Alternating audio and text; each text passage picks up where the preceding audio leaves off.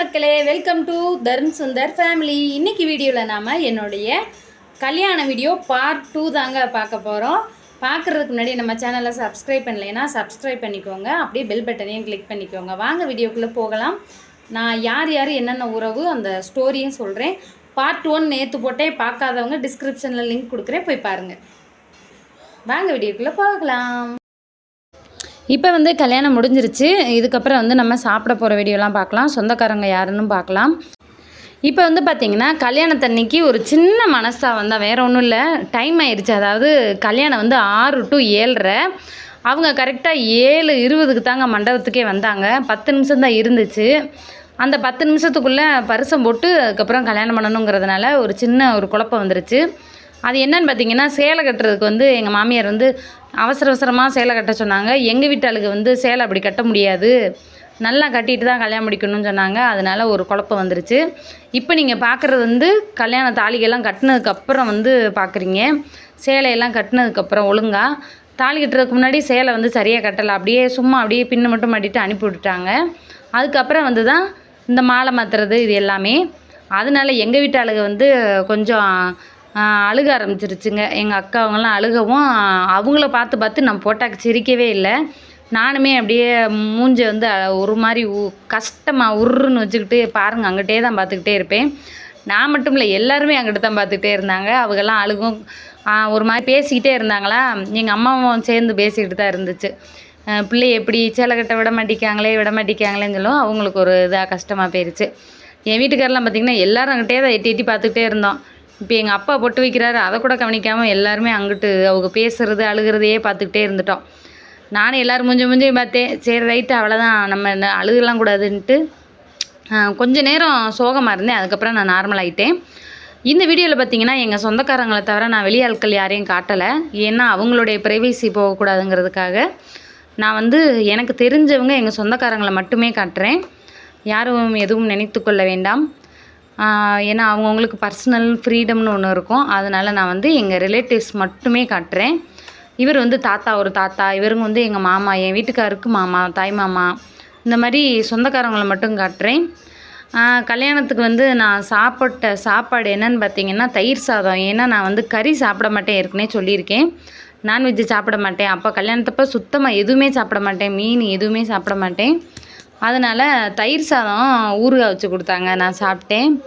காலையில் நார்மலாக டிஃபன் சாப்பிட்ற மாதிரி அந்த வீடியோ வரும் உங்களுக்கு. ஆனால் மத்தியானம் சாப்பிட்டத வீடியோ எடுக்கலை. இப்போ பார்த்திங்கன்னா கல்யாணம்லாம் முடிஞ்சிருச்சு. எல்லோரும் ஃபோட்டோவுக்கு போஸ் கொடுக்குறாங்க, திருநீர் வைக்கிறது, குங்குமம் வைக்கிறது, இந்த மாதிரி. இப்போ எங்கள் ஊருக்காரங்கெல்லாம் வருவாங்க வரிசையாக, நான் காட்டுறேன் உங்களுக்கு.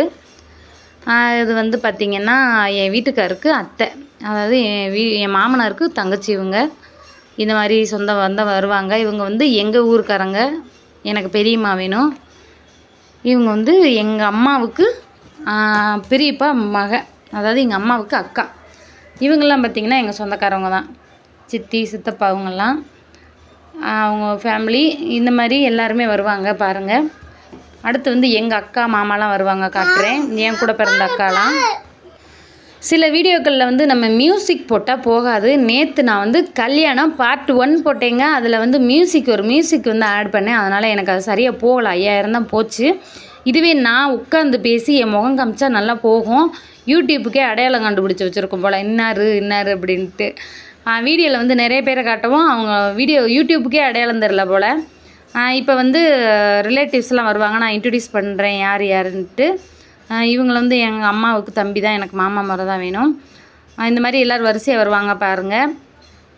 கல்யாணம் எங்கே நடந்துச்சுன்னா கும்பகோணத்தில் தாங்க நடந்துச்சு. கும்பகோணத்தில் தாராசுரத்தில் தான் நடந்துச்சு. இது எங்கள் அம்மா கூட பிறந்த தங்கச்சி, எங்கள் குட்டியம்மா. இது இவங்க தான் நான் எங்கள் அம்மாவுக்கு கடைசி தங்கச்சி. எனக்கு அண்ணன் கூட பிறந்த அண்ணன் கிடையாது. இவர் பெரியப்பா. இவர் எங்கள் ஊர்லேயே எங்கள் சொந்தத்திலேயே பெரிய படிப்பு படித்தவர். இவர் தான் கன்னியாகுமரி மாவட்டத்துக்கே ஏஇஓவாக இருந்தவர். இவங்க வீட்டில் உள்ள அன்னைங்க 3 அன்னைங்க, இவங்க பசங்க, அந்த பெரியப்பாவுக்கு 3 பேருமே பெரிய பெரிய பதவியிலலாம் இருக்காங்க. அடுத்து பாருங்கள், எல்லோரும் ஃபோட்டோ எடுக்கிறதுக்கு ரெடியாக இருக்காங்க. நில்லுங்க வரிசையில் நில்லுங்க, பொறுமையாக ஃபோட்டோ எடுக்கலாம் அப்படின்ட்டு நிற்க வச்சுருக்கு. வருவாங்க பாருங்கள். இது எங்கள் சின்ன அக்காவுடைய வீட்டுக்காரு, அதாவது என்னுடைய 2வது அக்கா இருக்குல்ல, அவங்க வீட்டுக்காரு. இது வந்து என்னுடைய 2வது அக்கா. பார்த்திங்கன்னா தெரியும் உங்களுக்கு. இந்த அக்கா தான் இந்த அக்கா அழுததுனால தான் நானும் அழுதுட்டேன். இது வந்து எங்கள் அம்மாவுக்கு தம்பி. இவங்க வந்து ஆந்திராவில் இருக்காங்க. நேற்றே வீடியோவில் சொல்லியிருப்பேன். அதாவது எனக்கு மாமா முறை. அவங்க 2 பேர் நிற்கிறாங்களே, அவங்க வந்து அண்ணனும் தங்கச்சி, இவங்க கூட பிறந்தவங்க 2 பேரும். இது என் கூட பிறந்த அக்கா, பெரிய அக்கா, ஜோதி பேர். இதுதான் எங்கள் ஊரில் இருக்குது எங்கள் அக்கா. இது எங்கள் அக்காவோட வீட்டுக்காரர், எங்கள் பெரிய மாமா. இவங்கெல்லாம் வந்து எங்கள் ஊரில் தான் இருக்காங்க.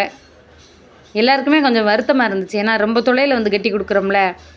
அதாவது ஒரு வீட்டில், ஒரு கல்யாண வீட்டில் வந்து கலாட்டம் இல்லாமல் நடந்தால் நல்லா இருக்காதுல்ல. எங்கள் கல்யாணம் ஒரு சின்ன கலாவட்டாவோடு நடந்துச்சு, அவ்வளோதான். இவங்களும் எங்கள் ஊருக்கார பெரியம்மா தான், ஒரு பெரியம்மா. எங்கள் கல்யாணத்தில் வந்து கலகலப்பாக வந்து இருந்துச்சு. சண்டைகளும் இருக்கும், எல்லார் வீட்லேயும் நடக்கிறது தானே. இவர் எங்கள் அப்பா கூட பிறந்த தம்பி, எனக்கு சித்தப்பா. எங்கள் அப்பா மாதிரியே இருப்பார் பார்க்க, சரிங்களா. எங்கள் அப்பாவோட தம்பி, எனக்கு சித்தப்பா. வந்து ஒரு ஸ்ட்ரெஸ்ஸு வரும்ல, கல்யாணம் முடிஞ்ச உடனே எல்லாருக்குமே ஒரு ஸ்ட்ரெஸ்ஸு வரும். அதனால் வந்த குழப்பம்தான், வேறு ஒன்றும் இல்லை. அதனால தான் கொஞ்சம் டல்லாக இருப்பேன். என் நிச்சயதார்த்த போட்டெல்லாம் பார்த்தீங்கன்னா கலகலன்னு சிரிச்சுக்கிட்டே இருந்திருப்பேன். ஏன்னா அது எங்கள் ஊர், எல்லாரையும் தெரியும். அதனால் எனக்கு பயம் இல்லை. இது வந்து புது இடம், புது ஆளுங்க. கொஞ்சம் நமக்கு அந்த கேமரா ஃபியரும்பாங்கள்ல, கேமரா பார்த்தா கொஞ்சம் பயம் வரும்னு, அது மாதிரி தான், வேறு ஒன்றும் இல்லை. கொஞ்சம் நேரம் ஆக அப்படியே சிரிச்சிருவேன். பார்த்திங்களா, அவ்வளோதான். வாழ்க்கைனா இன்பம் துன்பம் எல்லாம் கலந்தது தான் வாழ்க்கை. கஷ்டங்கள் வரும், கவலை வரும், துக்கம் வரும், துயரம் வரும், எல்லாத்தையும் தாண்டி போய்கிட்டே இருக்கணும், அதுதான் வாழ்க்கை. துக்கம் வரும்போது ரொம்ப துவண்டு போகக்கூடாது. இதுதான் 2 பவுன் கை காப்பு சொன்னேன்னா 2 பவுனில் இவர் ஆர்டர் பண்ணி வாங்கி கொடுத்தோம். கொஞ்ச நேரத்துலேயே மனுஷன் துண்டில் அந்த நூல் இழுத்து வளைஞ்சு போச்சு. மின்னுது பாருங்கள், தகன்னு. அன்னைக்கு பார்த்தது தாங்க நாங்கள். அதுக்கப்புறம் அதை நான் பார்க்கவே இல்லை. ஆமாம், மனுஷன் அடகுலே வச்சுருந்தாரு, அதுக்கப்புறம் விற்றுப்பிட்டாரு. இவங்கெல்லாம் சொந்த பந்தங்கள் படைசூழ சாப்பிட்டுக்கிட்டு இருக்காங்க. இது வந்து பார்த்திங்கன்னா காலையில் சாப்பாடு. அது எனக்கு நிஜமாகவே எனக்கு நடந்த குழப்பத்தில், அந்த கவலையில் நான் எனக்கு என்னென்ன சாப்பிட்டேன்னு எனக்கு ஞாபகம் இல்லைங்க. இப்போ இந்த வீடியோவில் தாங்க நானே பார்க்குறேன். இட்லி சேமியா நல்லா தாங்க வச்சுருக்காங்க. அந்த அன்னைக்கு இருந்த ஒரு படபடப்பில் கொஞ்சம் நான் கவனிக்கலை என்ன சாப்பாடுங்கிறத. சேமியா மட்டும்தான் ஞாபகம் இருக்குது, கிச்சடி தான் ஞாபகம் இருக்குது. எங்கள் ஊரில் சேமியான்னு சொல்லி பழகிட்டோமா. இது வந்து பூரா எங்கள் அக்கா பிள்ளைங்க, பூராமே எங்கள் அக்கா பிள்ளைங்க தான். எங்கள் ஊர் பிறந்த இதெல்லாம் எங்கள் சித்தி சித்தப்பா பிள்ளைங்க. எனக்கு தம்பி தங்கச்சி, அந்த பிள்ளைங்க பூராமே எங்கள் அக்கா பிள்ளைங்க. 2 அக்கா பிள்ளைங்க, மாமா பிள்ளைங்க. இவர் வந்து எங்கள் அப்பா கூட பிறந்த தம்பி. ஆமாம், அவங்க பசங்க. இந்த மாதிரி ஃபேமிலியே பார்த்துக்கங்க.